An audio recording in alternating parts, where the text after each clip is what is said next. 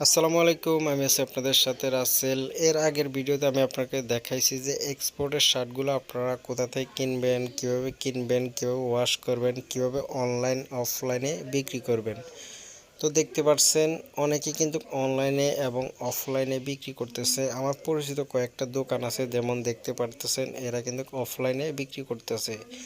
এগুলো মূলত 100 টাকার নিচে কিনা, এবং আপনি চাইলে 100, 150 আপনার মন মতন প্রাইজে বিক্রি করতে পারবেন। আপনি চাইলে অনলাইনে সেল করতে পারবেন, বিভিন্ন প্যাকেজিং করে কার্ড দিয়ে অনলাইনে সেল করতে পারবেন আপনার মন মতন।